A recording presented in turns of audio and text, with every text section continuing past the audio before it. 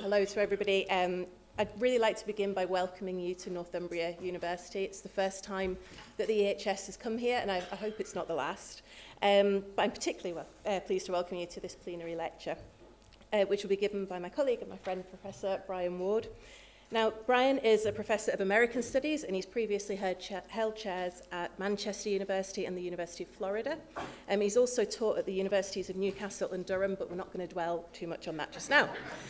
He's a specialist in the history and culture of the US South, the African American experience, US popular music and radio, the 1960s, and Anglo-American cultural relations.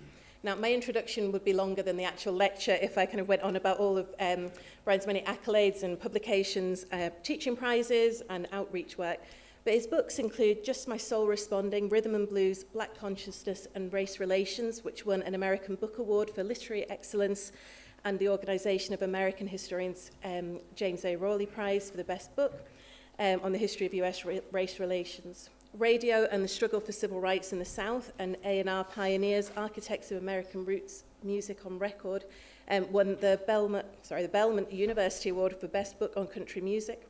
And his latest book, which this research draws on, She Loves You All, The Beatles in the US South, will be out this year. So without further ado, I'm going to hand over to Brian for this year's EHS plenary lecture titled Heathen Money, The Beatles, God and the Cold War.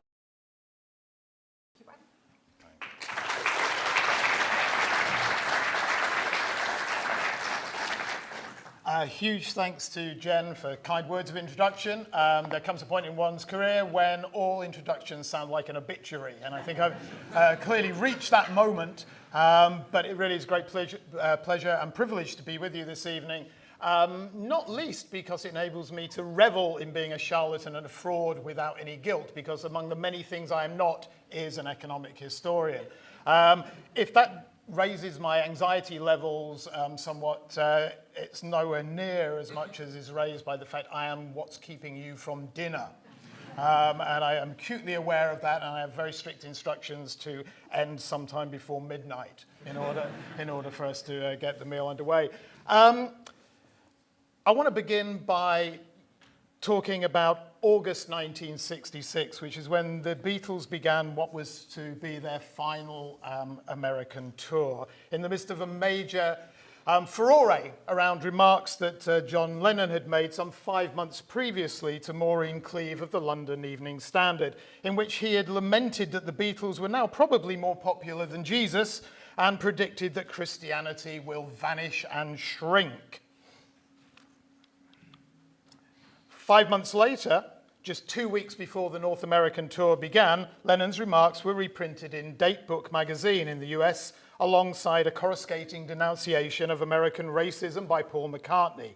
And this, of course, ignited a firestorm of bonfires, protest rallies, boycotts, and public condemnations from the press, from pulpits, from public officials.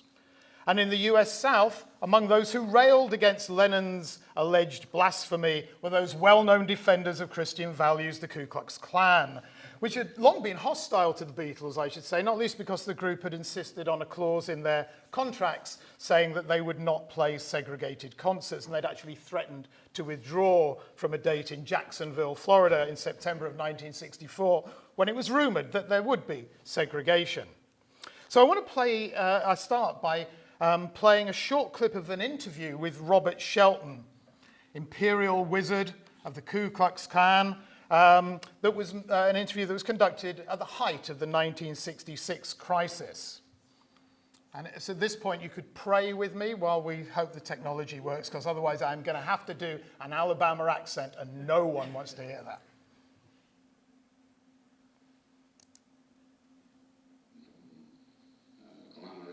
Colors that are involved, I couldn't identify them as whether they're actually white or black. I don't have that knowledge. I don't have any knowledge of their involvement in civil rights. The only attitude I could assume that they're interested in one thing, and that's the greenback dollar and what money they could get. If it would be popular to be black, I'm sure they'd consider themselves black. If it's popular to be white, they'd be white. All they're after is the fast buck that they can get. Well, that's a quite extraordinary interview. So Robert Shelton is apparently uncertain about the racial provenance of the Beatles. They don't look Aryan to me, offered another Memphis commentator when explaining her hostility to the group. Shelton was complex, and in that interview, I'm not sure how easy it was to pick up that broad accent. He says, I couldn't identify them as whether they're actually white or black. I don't know anything about their interest in civil rights. The only attitude that I could assume is that they are interested in one thing, the greenback dollar, and what money they could get. I'm sure if it were popular for them to be black, I'm sure they'd consider themselves black. If it's popular to be white, they'd be white. Now, there's kind of grim irony here that someone like Shelton, so dedicated to the Klan's fictions of racial essentialism, should unwittingly concede that race is a social rather than a biological phenomenon, and suggest that the Beatles could simply choose to be black for commercial reasons. But it's that side of the story, that commercial and loosely economic dimension of the story about the Beatles' relationship to the South, that I want to focus on today. Now, Shelton was unclear about the Beatles' racial provenance or support for civil rights. He had no such doubts about their avarice. The previous year, the British government had actually banned the imperial wizard from entering this country, deeming him a purveyor of race hatred.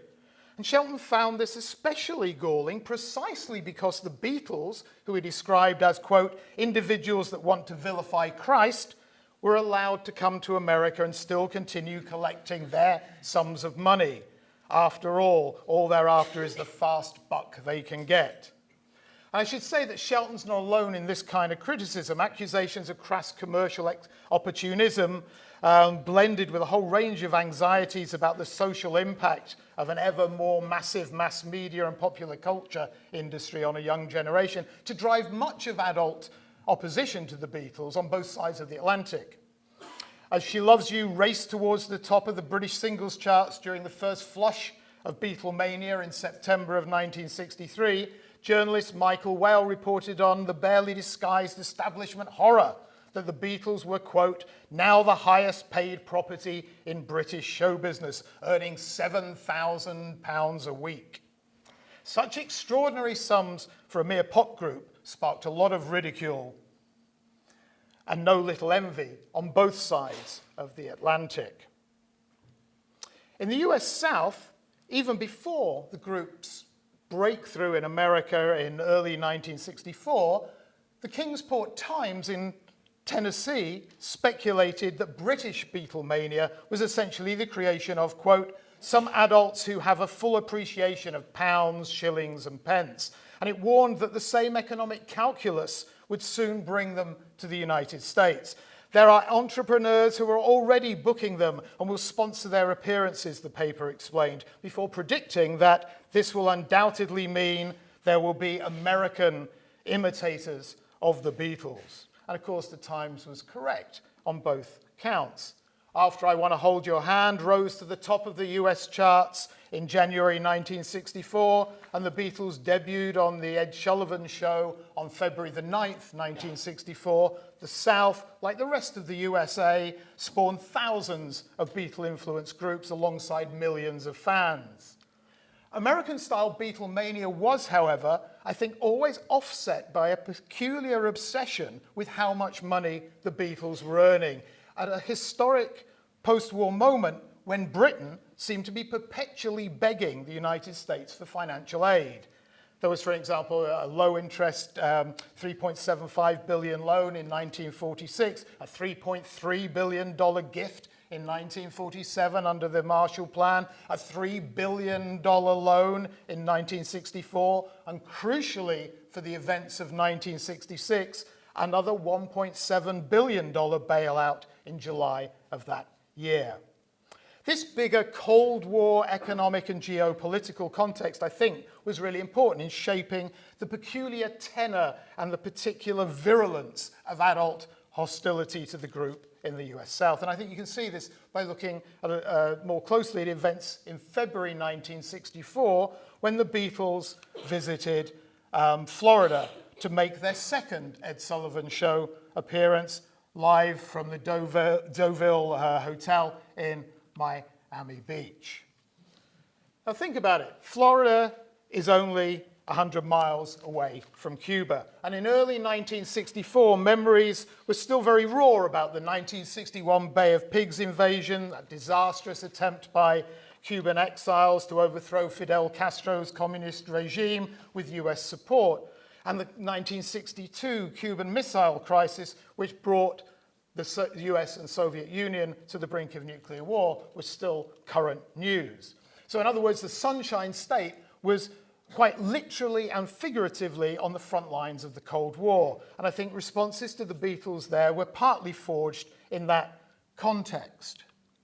You can see this here from the Miami Herald's cartoon as the Beatles flew in. But particularly damning for those who saw parallels and maybe even saw very sinister connections between the British invasion spearheaded by the Beatles and the march of international communism was news that the British government had recently entered into a trade agreement to supply Castro's Cuba with a fleet of Leyland buses and various other items of industrial machinery.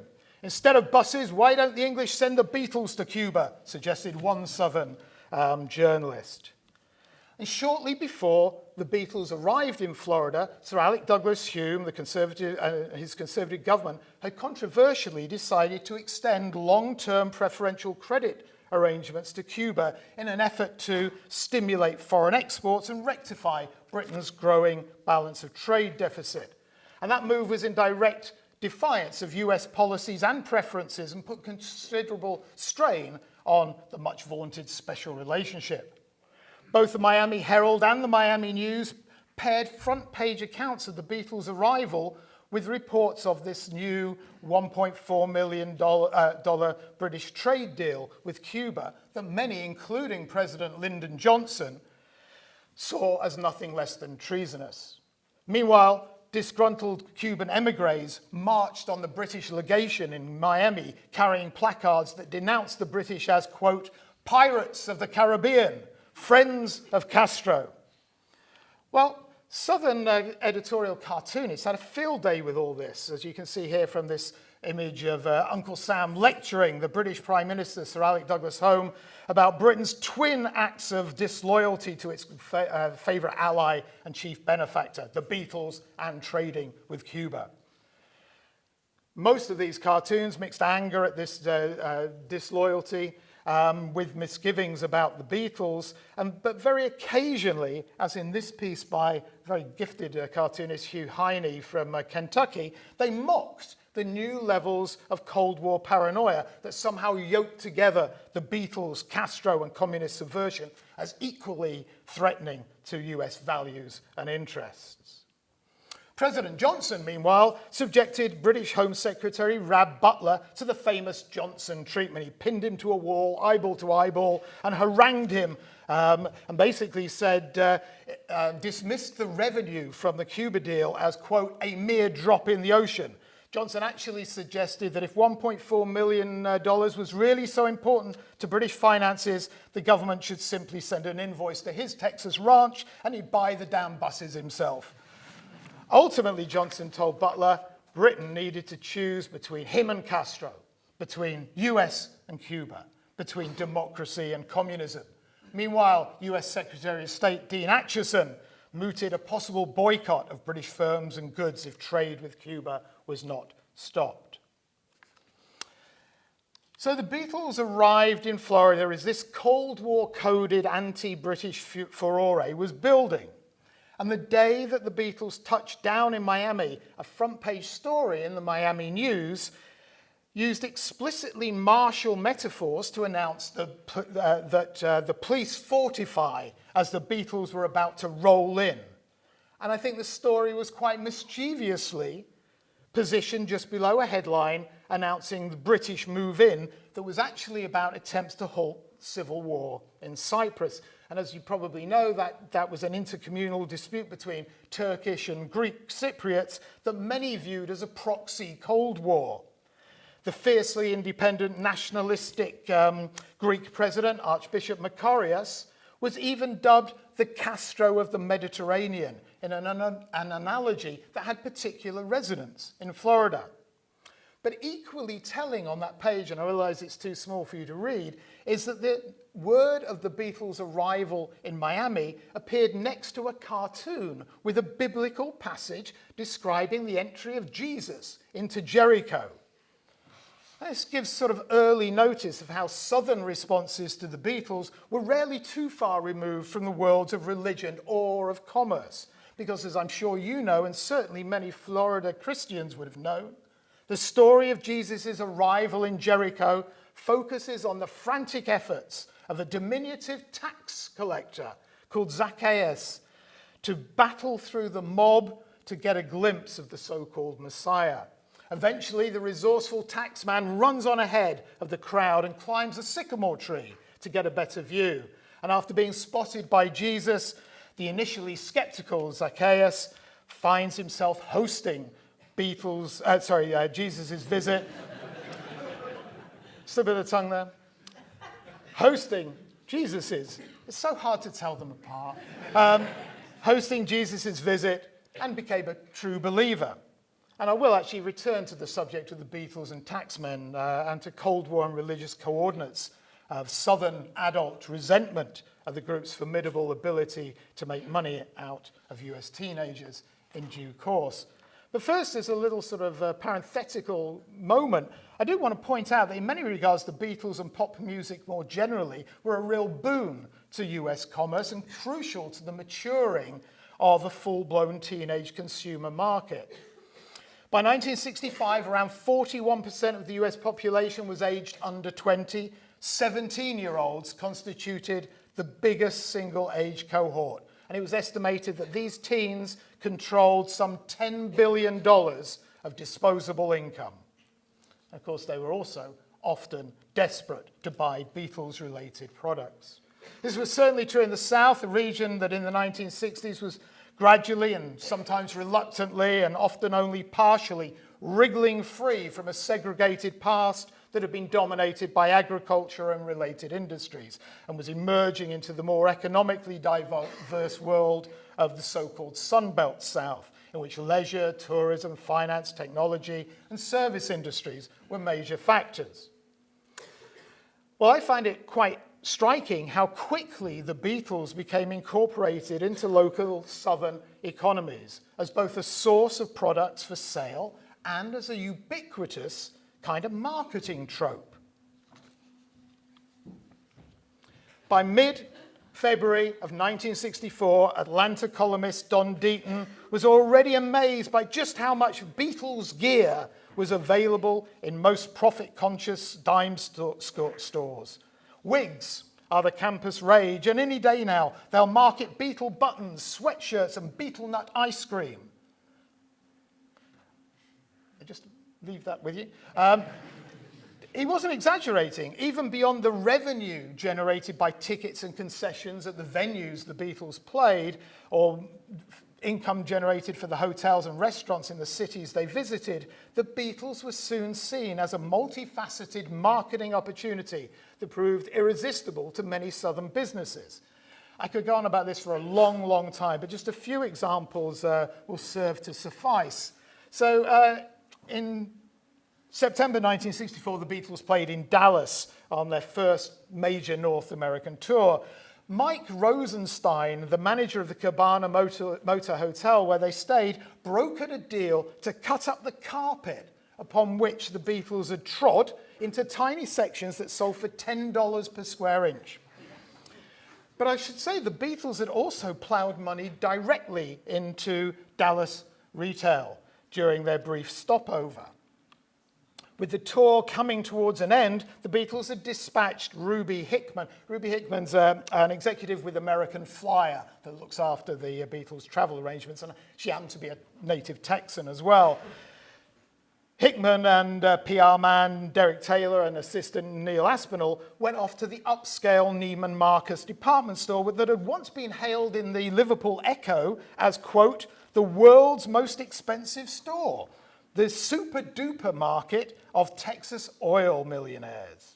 Well, their mission was to find gifts to take back to assorted Beatle wives, girlfriends, family, and friends. And Hickman shelled out some $1,000 on gifts that afternoon. This relatively small boost to the Dallas economy offers a modest counterpoint to accusations that the Beatles were simply sucking dollars out of the US economy through the wallets of gullible, if increasingly affluent, teens. Now, had Ruby Hickman and her fellow shoppers ventured beyond Neiman Marcus that day, they could have gone to the nearby, slightly down market Sanger Harris department store. And there they would have been able to pick up an original Beatle shirt and reproductions of Beatle oil portraits, or my particular favourite, the bob and head Beatle toy. This was all part of a largely unregulated merchandising spree, a wild west of Beatles wear that saw the group's likeness and paraphernalia incorporated, often with a great deal of inventiveness, I think, into southern retail efforts. The point is, there was money to be made from Beatlemania, even from Southerners who despised the group and what they seemed to represent. The only thing I like about the Beatles is the ringing of cash registers, admitted the manager of the Sears Roebuck department store in Florence, South Carolina, where the record counter reported a roaring trade in Beatles vinyl. Elsewhere in the Palmetto State, in Columbia, the state capital, the press reported a run at the local Belk's department store on Beatle wigs, fashioned after the coiffure of Neanderthal man. Now, in the same city, one lunch counter ingeniously combined coiffure with cuisine to launch a new Beatle burger. It was a sandwich that had strands of sauerkraut foppishly hanging out all around the edges like a Beatle hairpiece. A Beatle bun was also launched in Vero Beach in Florida. And actually, the Beatles' relationship to and impact on Southern catering is completely fascinating. I believe so. I just want to write an article called Eat the Beatles. I'll give you one example from Johnny Reb's restaurant kitchen in Atlanta. And on the 18th of August 1965, Atlantans who had no interest in seeing the Beatles perform at City Park that evening could always go for a meal at Johnny Reb's kitchen. This restaurant was one of many southern barbecue joints, most of which were bastions of white supremacy. Long after it was outlawed by the 1964 Civil Rights Act, the kitchen continued to practice de facto segregation, flaunting its opposition to civil rights by openly displaying Confederate memorabilia and lost cause affections. The restaurant also embraced, or at least gave a manly handshake to, the sort of supercharged masculinity and aggressive heterosexuality that were inextricably linked to Southern white racial intransigence, and to fundamentalist religion, and to New Right politics, and to Beatle phobia. On the day of the Atlanta show, the restaurant bought space in the Atlanta Constitution for this advertisement, in which you can see cartoon Beatles being instructed that the only path to true manhood lay through healthy portions of traditional Southern cooking. Boys, the advert, I'm not sure how easy it is to read. Boys, the advert reads, what you need is a good old-fashioned non-English dinner of pot liquor, crackling cornbread, streak of lean, turnip greens, barbecue spare ribs, picnic fried chicken, hot biscuits and sorghum syrup. It's on the table now waiting for you, tax and duty free. Guaranteed to grow another mop on your chest and lower your yeahs 2 octaves. Now, this plays into a wider discourse that always cast the Beatles with their outrageously long hair and suspiciously high harmonies and refusal to change the pronouns on some of the girl group songs they covered early in their career as irredeemably effeminate, as an affront to traditional notions of heterosexual masculinity. All of these concerns, prejudices, anxieties that have been building since 1964 were in play as the Beatles began their ill-starred 1966 tour in the shadow of Lennon's comments. And it's that I'll return to now.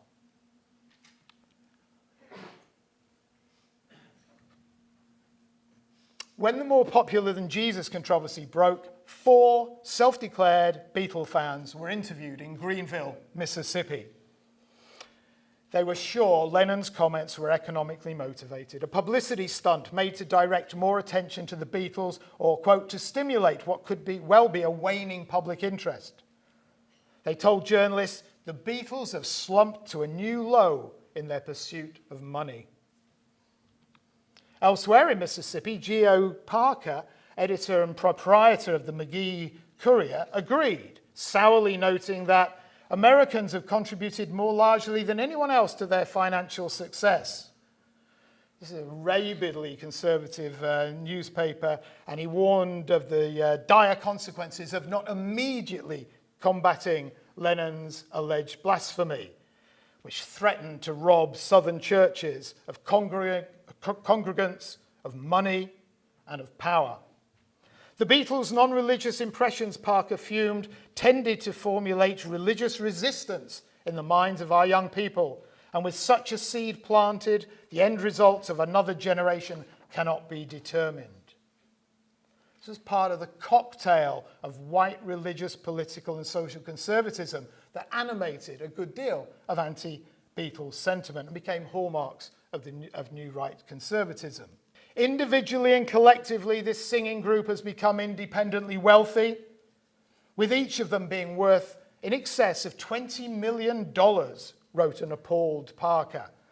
Given that much of this was American money, he hoped channeling righteous outrage at Lennon's comments into a Beatles boycott would produce a sudden nosedive in their US popularity and deter their future influence. And there was a lot of this kind of dialogue about how the Beatles should be banned because it would impact on their financial well-being. In Arkansas, Little Rock, Arkansas, one anonymous parent wrote to the local newspaper insisting that the US was founded by good Christians and our laws are based on laws from the Bible. And they observed it was money from this wonderful Christian nation that put John Lennon where he is today. We made them, by golly, obviously not by God, by golly, we can break them. My family is not spending another penny on anything that even looks or sounds like a Beatle. How will Lennon feel when his fat little pockets don't jingle anymore? If he has to depend on heathen money to live on, he is the one on the way out, not God. Now, sometimes the relationship between these sort of patriotically and religiously framed calls for economic reprisals and the valorization of American capitalism could get messy. Writing to the Birmingham News, disaffected former fan Gwen Holloway joined the clamour for Southern businesses to forego the income from the sale of Beatle-related products. Holloway urged retailers to step up to the plate of piety and pass over the opportunity to earn tainted profits. Local merchants think, she said, what is more important, the few dollars you earn selling Beatle albums or the spiritual values of America's future leaders? Let us hold high our beliefs and strongly lead the cry, ban the Beatles. Well, paradoxically here, Gwen Holloway came closer than she intended, I think, to questioning the actual workings of American capitalism. Expecting businesses to forswear financial rewards in the interests of moral virtue or higher public good was a tough, almost un-American ask, given both the basic imperative to maximize profits and the jingoistic consumerism of the Cold War.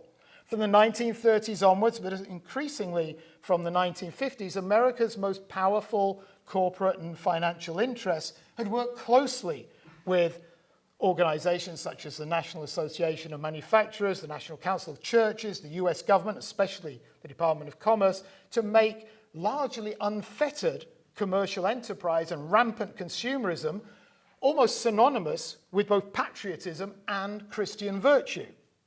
The rise of Christian libertarianism, as Kevin Kruse has termed this phenomenon, produced a, quote, new conflation of faith freedom and free enterprise, and eventually gave religion an unprecedented role in the public sphere.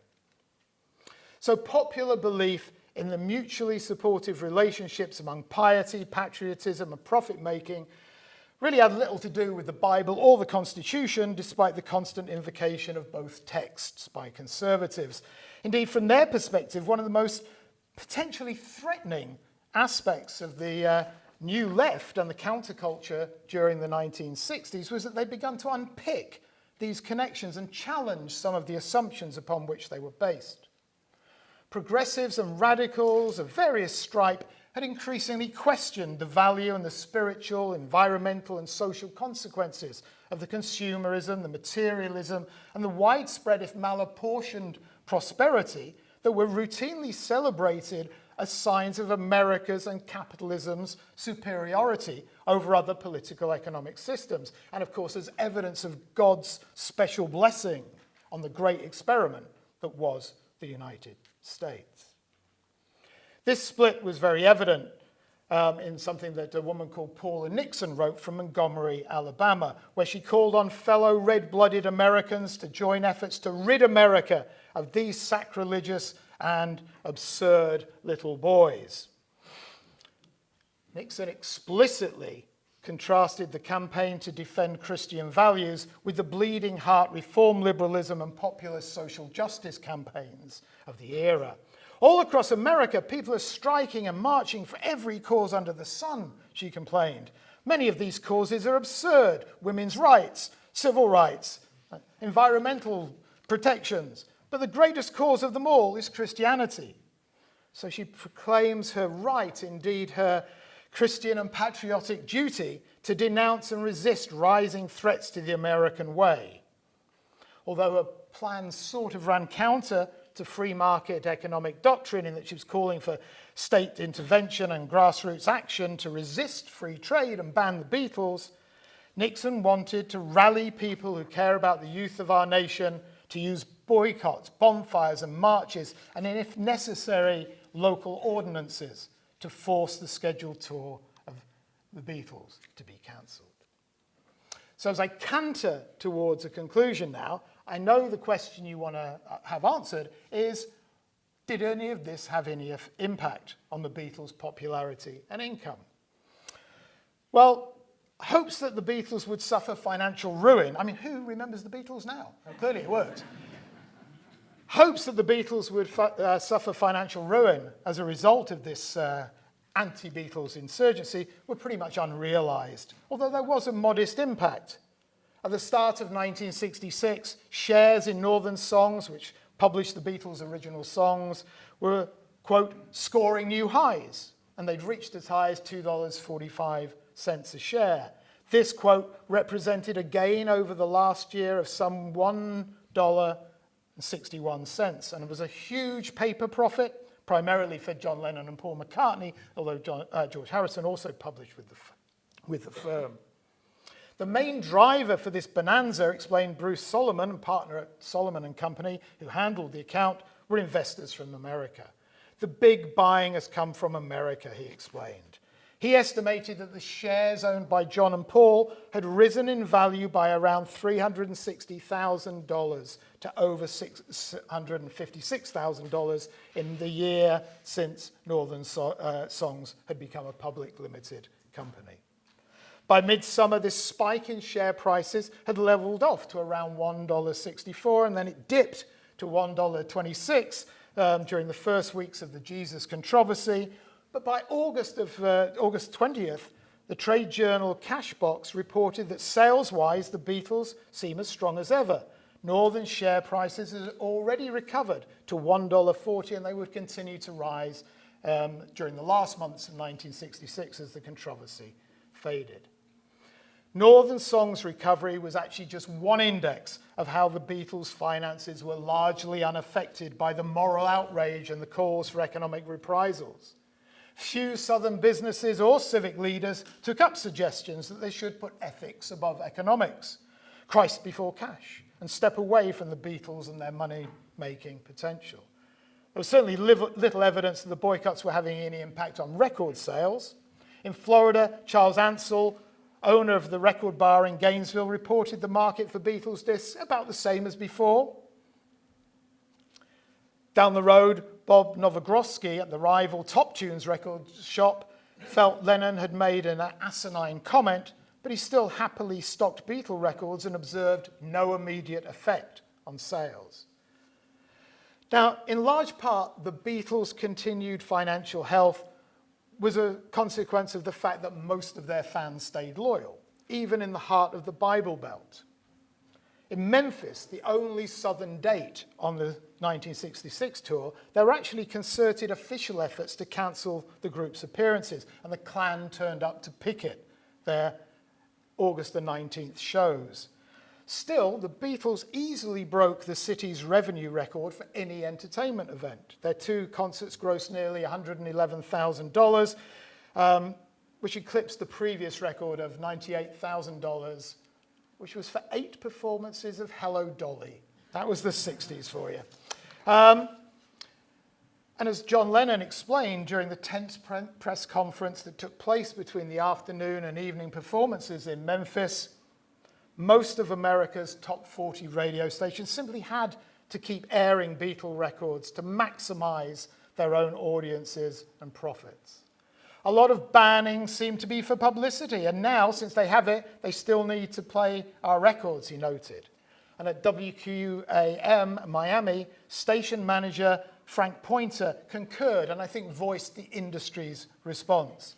He admitted he was, quote, not interested in whether or not the magazine article is true or what local residents think of it. As long as the Beatles were popular enough with enough people to turn a profit, his station would continue to play their records. The group's new single, Yellow Submarine, backed with Eleanor Rigby, was released just 3 days before the tour began.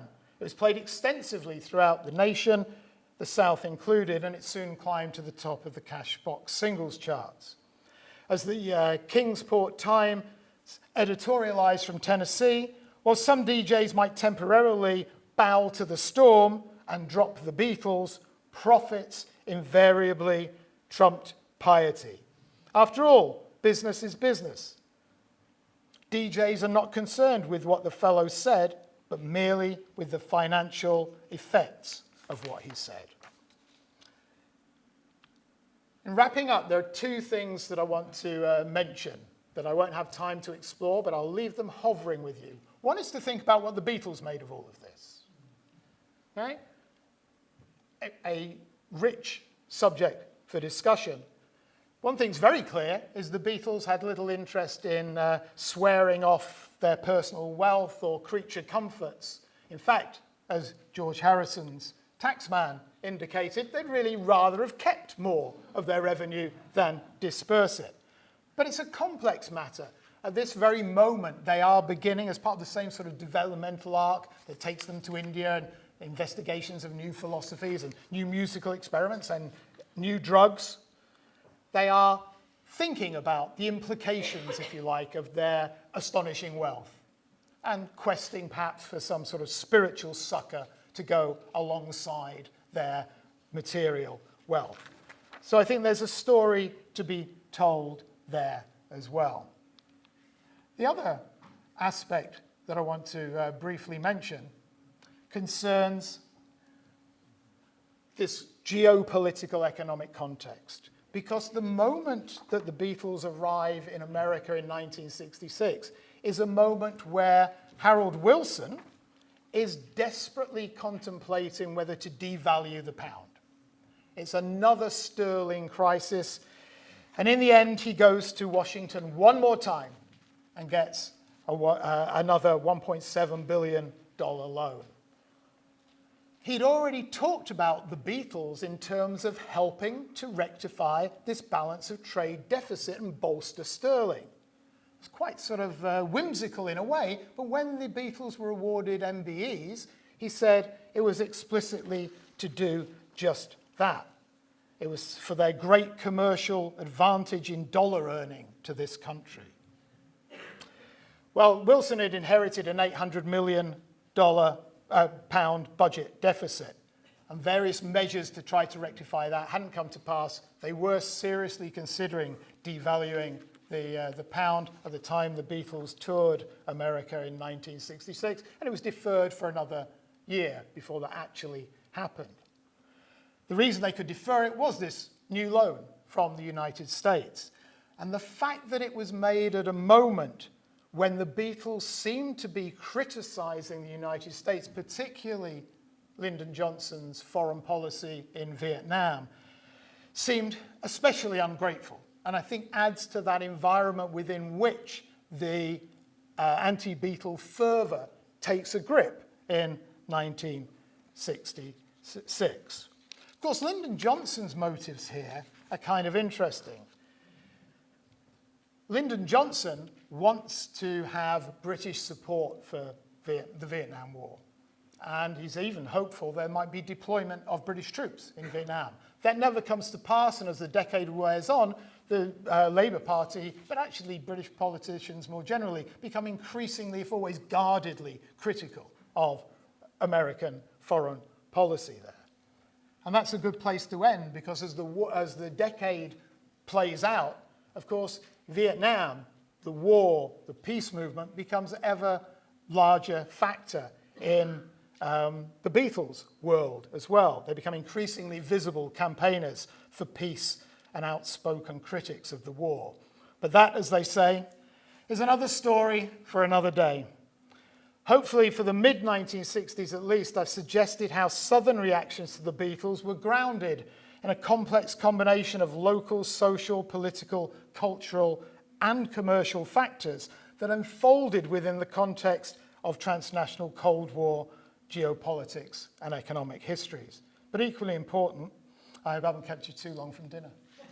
Thank you.